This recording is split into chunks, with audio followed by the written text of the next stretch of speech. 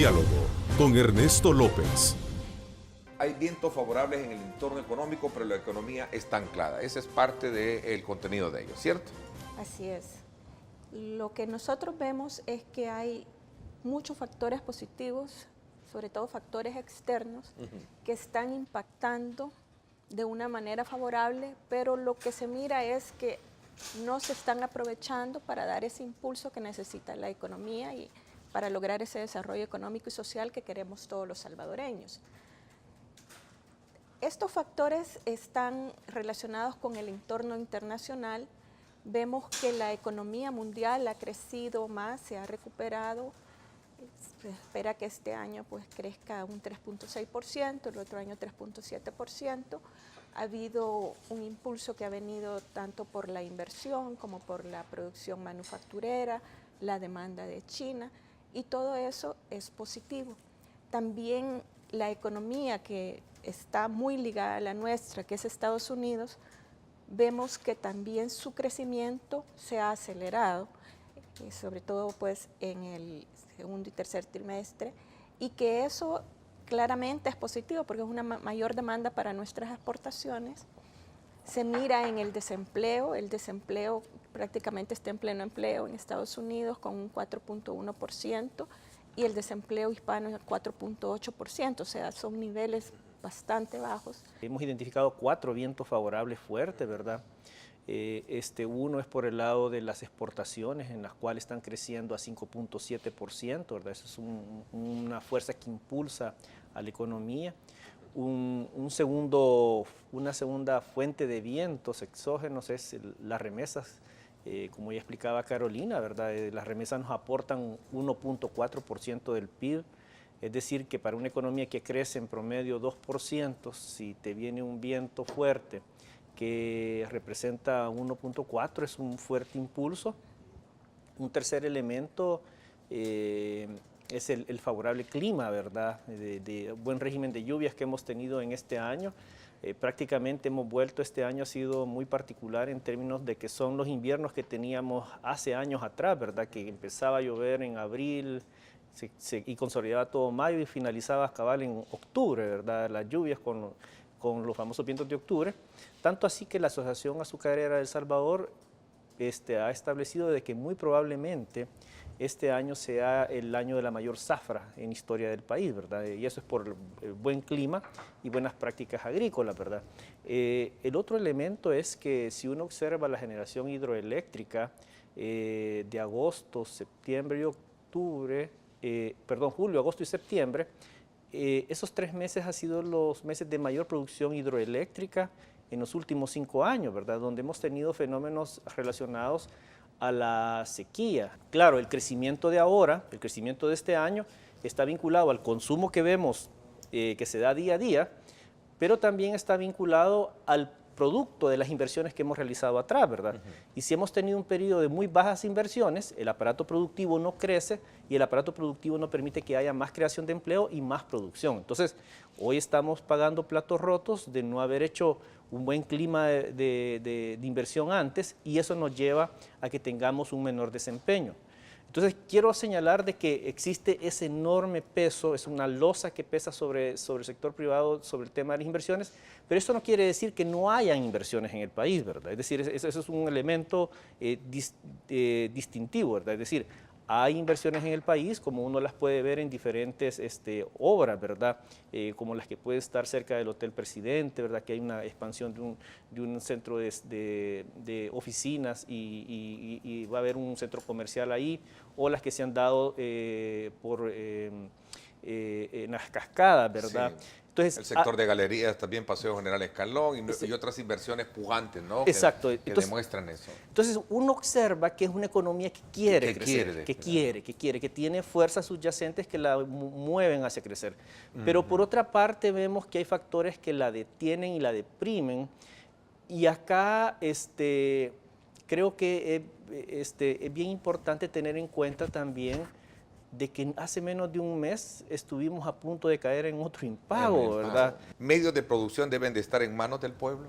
Claro que no, eso da mucha incertidumbre porque estamos diciendo, en realidad no es casualidad muchas de las cosas que están diciendo o sucediendo o políticas que están implementando. Si usted dice eso, entonces usted lo que va a ver es que va a haber un rumbo hacia un objetivo que tal vez no es el objetivo. A ver, ¿cómo se concreta ese impacto? ¿De alguna manera desmotivando a un inversionista a venir a invertir al país? Claro, usted quiere un país donde pueda tener seguridad jurídica, sí. ¿verdad? Seguridad de su propiedad, Sí. seguridad de que va a, con todas las regulaciones y normas que puedan regular la inversión, quiere seguridad, ¿verdad? Quiere libre competencia con regulación, pero no quiere alguien que esté viendo como algo malo una inversión o que sea, que tenga rentabilidad, y todo lo que ya sabemos. ¿Y esto lo entiende el gobierno, Carolina? ¿Lo Pues sabe? eso- o mejor eso- dicho, ¿lo sabe el gobierno y no lo entiende? Eso se lo tendríamos que preguntar a ellos y ellos tendrían que dar la respuesta. ¿Será eso también parte de un discurso político cotidiano normal dentro de una estructura social como la nuestra? Yo diría Pedro, que- más allá de... que- Porque si yo recojo y no estoy asumiendo el papel de defensa del gobierno, simplemente quiero un poco equilibrar, digamos, el análisis, porque el gobierno, por otro lado, también dice que está preparando un anteproyecto de ley, el cual va a incluir incentivos tributarios y no tributarios para atraer inversión, especialmente en una zona bastante deprimida, que es el caso del oriente del país. Entonces, allí lo que nos muestra es que no tiene una unidad de criterio, es un discurso poco responsable de acuerdo con las metas que debería de procurarse si nosotros nos ponemos en los zapatos de los salvadoreños que no encuentran empleo.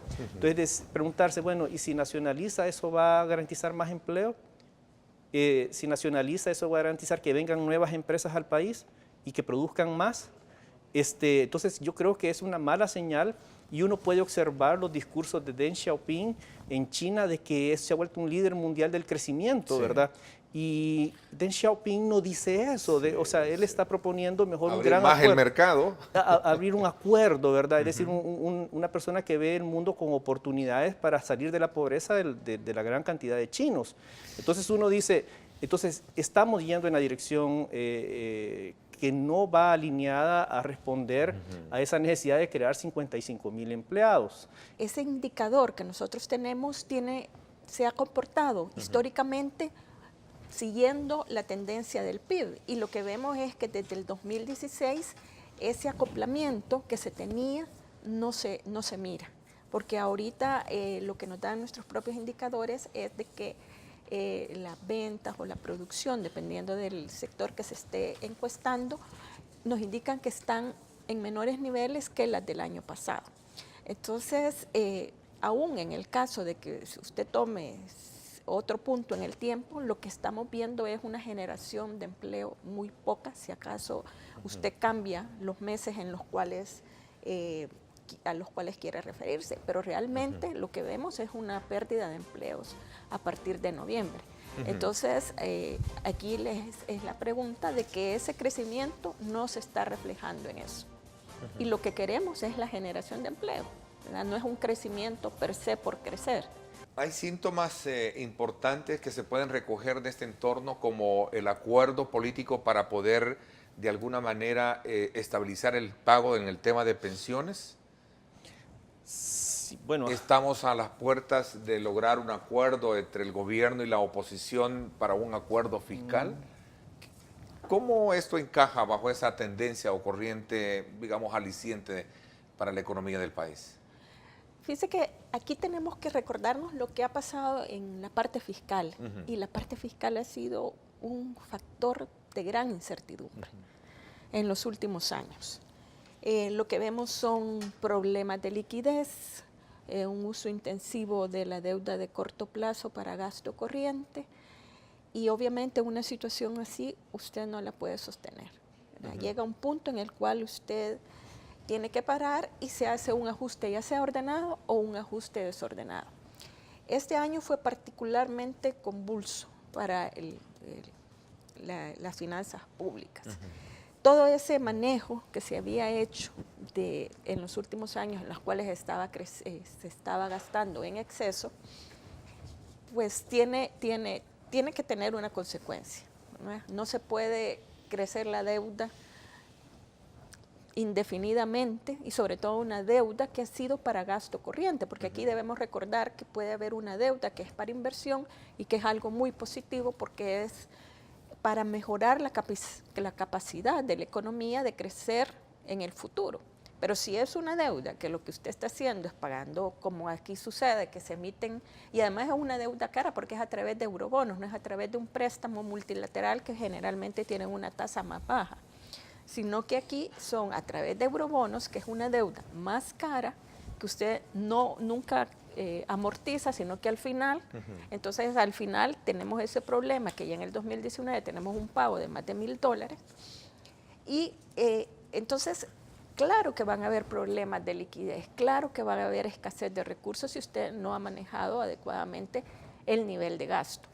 Y empezamos este año con una amenaza muy fuerte de una reforma de pensiones confiscatorias, ¿verdad?, que estaba muy ligada al hecho que no se había puesto los recursos para el pago de la deuda previsional para el 2017. Aquí recordemos que el pago de la deuda previsional siempre se había hecho con recursos propios, que fue hasta en septiembre que hubo una decisión política cuando se hizo el presupuesto del 2016, en el cual no se puso el monto suficiente para el pago de esta deuda previsional. Hubo aquella reforma que quisieron pasar y que después se declaró que no era constitucional, y ahí se agravaron los problemas porque no hubo ya para pagar esa deuda, y al final tuvieron que pues lograron la emisión de esos eurobonos. Como país no estamos haciendo las políticas adecuadas para crear oportunidades ni para poder enfrentar esa contingencia, y esa contingencia del TPS nos devuelve a la pregunta central: ¿qué estamos haciendo en términos de políticas públicas para crear oportunidades de empleo, verdad? Mira, entonces, si se lo pregunto yo a alguien de gobierno, me va a decir, mire, hay que cambiar el modelo de economía consumista que tenemos hoy en día, porque la mayoría de dinero a eso viene. Pero lo que sucede es que si va a hacer eso, debería decir, bueno, ok, va a crear una economía de producción. Entonces, bueno, ¿cuáles son los sectores productivos que está apoyando para generar más oportunidades? ¿Cuáles son las áreas en donde va a crecer la economía? Y esta política que ilvana mucho el ministro de Economía, que tiene que ver con la de fomento de transformación productiva. De transformación productiva. Yo creo que ¿Cómo encaja en eso? Esa es una, yo digo que esa es una buena política, ¿verdad? Es una buena política porque una economía necesita siempre transformarse y aumentar su valor agregado, ¿verdad? Y debería de haber una coherencia hacia alrededor de esa política.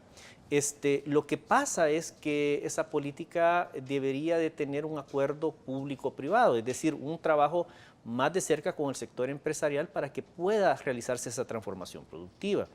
Y aquí es donde señalo de que hay ciertas debilidades en términos de hacer ese acuerdo público-privado, y hay unos desacoples, ¿verdad? Si el ministro de Economía hace un esfuerzo por promover un mejor clima de negocios, pues la declaración del fin de semana le bota todo el trabajo, ¿verdad? Y quiero señalar otras iniciativas que también hace el gobierno que son muy importantes. El puerto de la Unión Centroamericana, a mí me llamó la atención porque obviamente es una obra, mega obra, que está ahí ocasionándole gastos al Estado, ¿verdad? Cuando debería de ser una expresión productiva para el país por todo el gasto de inversión que se hizo. Si eran alrededor de $100 millones, que si no más lo recuerdo, que con el ¿cómo se llama? Crédito gobierno de Japón. Sí. Creo que esa es una obra que puede crear un ambiente de oportunidades para la Unión. Uno puede, cuando va a la Unión es el puerto y... Sí, no el símbolo, el primer referente que se te viene de la Unión es el puerto, el Golfo y puerto, ¿no? Exacto, y se acabó. Entonces creo que ahí debemos de tener, ¿cómo se llama?, una apuesta estratégica de desarrollo territorial, ¿verdad?, en esa zona del oriente del país. También en el caso de San Miguel se está haciendo el bypass, se va a hacer el bypass de San Miguel, que va a permitir un mayor flujo de vehículos de una mayor velocidad hacia el puerto de la Unión y hacia la frontera de Honduras con Nicaragua, ¿verdad? Entonces creo que ahí hay áreas de oportunidades que no son aprovechadas. ¿Y por qué? Una pregunta que sería buena hacerse es que desde que se creó el proyecto de Puerto de la Unión se pensó en desarrollar toda la zona de la Unión Y por eso se le llamó la zona o sea, se le puso el puerto de la Unión, ¿verdad? Para que fuera, ¿cómo se llama? Una zona que permitiera el desarrollo de la zona de la unión del país, de la zona sur de Honduras y de la zona norte de Nicaragua, porque esa es la área de incidencia del puerto. Y se creó el puente de la amistad también entre El Salvador y Honduras para que facilitara mayor el comercio, ¿verdad? Ahora, esas buenas ideas, ¿por qué en el país cuesta tanto tiempo que avancen, verdad? Ese puerto fue dado en 2008 y estamos por cumplir una década y como sociedad somos imposibles de ponerlo a funcionar. Y es ahí donde nosotros siempre hemos hecho el llamado a que se haga la concesión, que se haga de manera integral, que lo podamos hacer con un socio estratégico internacional. Y lo que queremos señalarte acá es que con este ejemplo, es que en nuestro informe de coyuntura, nuestros análisis, lo que nosotros procuramos es identificar aquellas actividades que permiten mayor desarrollo del país. Y con esas actividades que nosotros analizamos en FUSAES, nosotros las apoyamos. Y nosotros consideramos de que es muy bueno el avance que se ha tenido en Doing Business del país, es bueno, seguir avanzando en la mejora regulatoria, es bueno seguir avanzando en consolidar el país como centro logístico, el país, es bueno que se implementen las reformas APP. Es decir, porque eso va alineado a crear mejores oportunidades de empleo. Y eso creo que nosotros lo señalamos en nuestro informe, ¿verdad? Decimos, mire, el país tiene vientos favorables, tiene un potencial, pero no logramos desplegar todas las velas para que este barco crezca, avance. A ver, aquí hay una pregunta bastante general, ¿no? Pero que tiene mucha consistencia. Si es el modelo de economía del país el que no permite o es la forma en cómo estos modelos de política se aplican al modelo de economía que a lo mejor ya no funciona. Mire, una pregunta o sea, es interesante la pregunta y uno la puede contextualizar con respecto a Centroamérica. En Centroamérica, Costa Rica tiene una promoción de exportaciones y atracción de inversión y ser centro de turismo en Centroamérica. Y Panamá quiere ser el centro de operaciones de América en el mundo y tiene un modelo de mercado, tiene una economía orientada a crear oportunidades. Y en el caso de El Salvador lo que pasa es que tenemos mucho ruido político y eso nos impide, aprovechar los activos que ya tenemos y castiga a la sociedad salvadoreña. Y usted que no ha comenzado la campaña electoral, Pedro.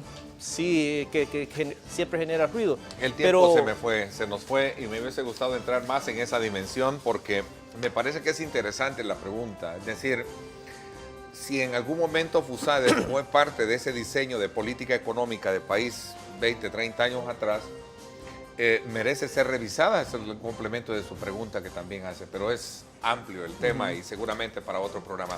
Quiero agradecerle el que me hayan permitido durante este tiempo conocer los pormenores de este informe coyuntural y desear lo mejor para todos en el esfuerzo de que todos debemos de dar un aporte significativo hablando bien de nuestro país para salir adelante. Exacto. ¿Verdad?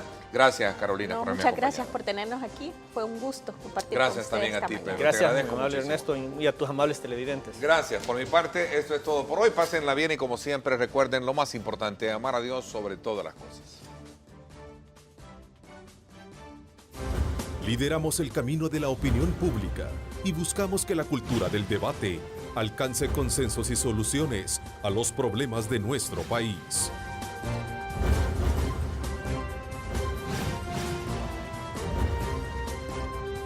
Diálogo con Ernesto López.